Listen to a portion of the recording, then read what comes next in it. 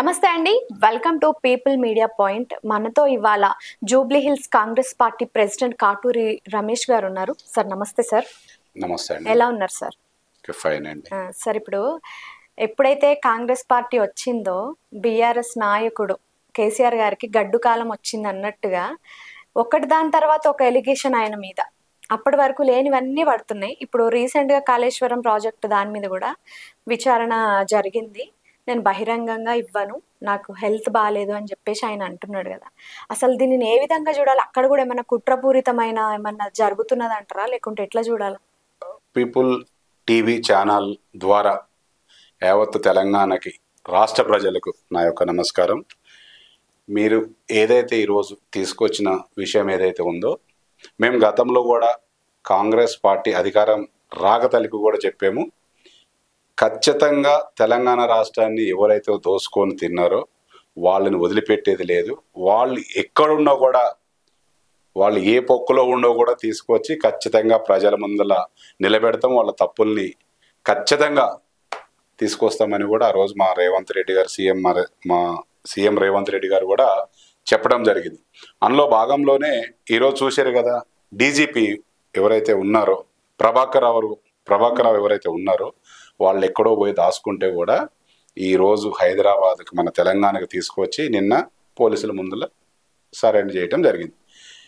ఇకపోతే ఈరోజు మీరు కేసీఆర్ గురించి అంటారు కదా, వాస్తవంగా జరిగిన తప్పులు ఆయనకు తెలుసు. తెలంగాణ రాష్ట్రాన్ని దోసుకొని తిన్నారు, తెలంగాణ రాష్ట్రాన్ని విచ్చలవిడిగా అప్పుల పాలు చేసాడు అనేది తెలంగాణ రాష్ట్ర ప్రజలందరికీ కూడా తెలుసు.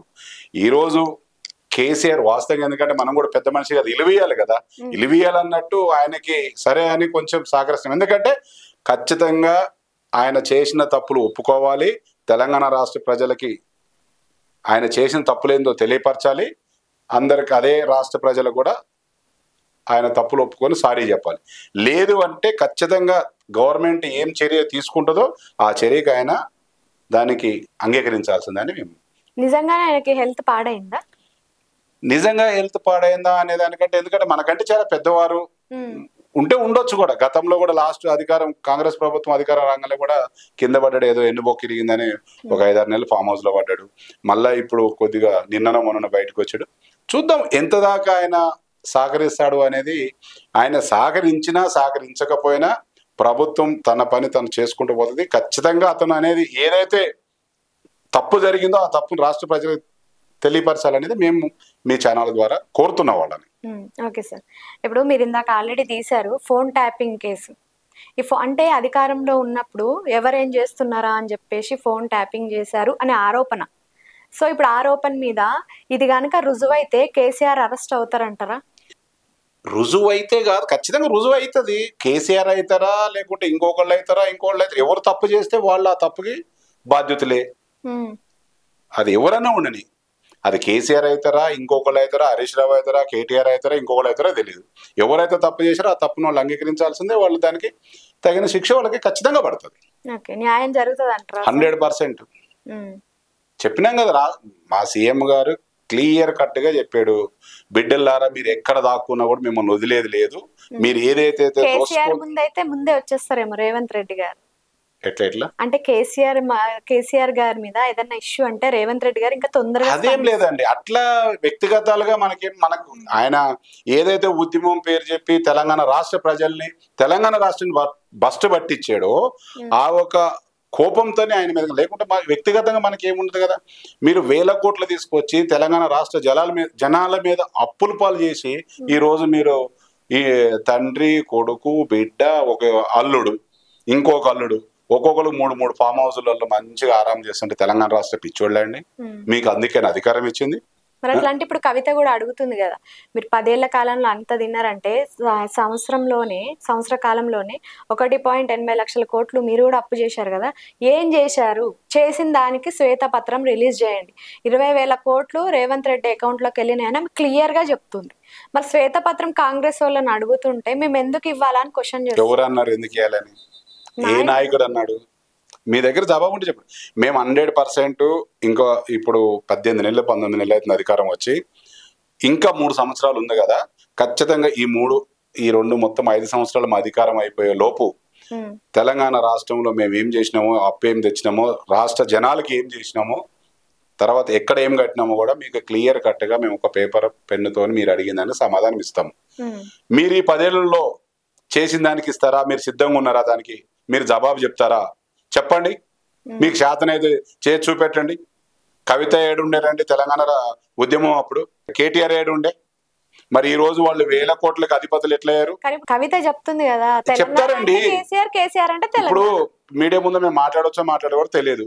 ఇంకా మొన్న ఎవరో ఇట్లానే ఒక లిక్కర్ అది ఇది అన్నందుకు కొంతమంది ప్రజలు, సరే ఆడపిల్ల మాకు కూడా గౌరవం ఉన్నది, ఆమె ఎంతలో ఉండాలో అంతనే నోరు అదుపు పెట్టుకుని ఉండాలి. బీఆర్ఎస్ నాయకులు డైరెక్ట్ చెప్తున్నారు, ఈ లిక్కర్ రాణి అనే పేరు కాంగ్రెస్ వాళ్ళు తీసుకొచ్చిర్రు.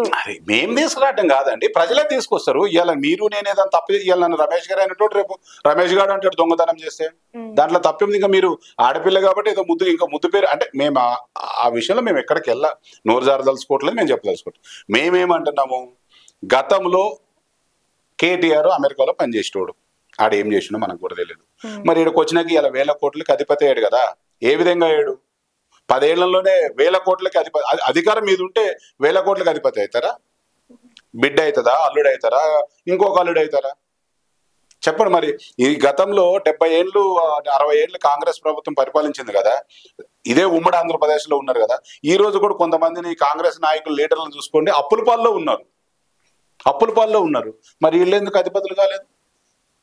ఒక్క కుటుంబమే ఎందుకైంది? తత్మవాళ్ళు కావాలి కదా. మరి సరే పోనీ అనుకుందాం, టీఆర్ఎస్లో ఉన్న వాళ్ళందరూ కూడా వాళ్ళ ఎమ్మెల్యేలు కానీ మినిస్టర్లు వాళ్ళు కూడా కావాలి కదా. మరి వాళ్ళు కాకుండా వీళ్ళు అంతగా 1000 కోట్లకి ఎందుకు అధిపతులు అయ్యారు? అంటే దాని అర్థమైంది, తెలంగాణ రాష్ట్రంలో ఉన్న సొమ్ముని తెలంగాణ ప్రజలకి ఇయ్యకుండా దోసుకుందిని ఏదో ఇక ఆయన వచ్చినాక గొల్లోళ్ళకి గొర్రెలు ఇస్తాము, మాదిగోళ్ళకి బర్రెలు ఇస్తాము, ఇక సాకలోళ్ళకి ఇవి ఇస్తామని కులాలని విభజించి తెలంగాణ రాష్ట్రాన్ని పరిపాలించింది. మేము అది ఆ విధంగా. కాంగ్రెస్ పార్టీ అంటే కూడా మైనారిటీ పార్టీ అని బయట టాక్ ఉంది కదా సార్. స్పెక్యులేజర్ పార్టీ, మైనారిటీ పార్టీ కాదు.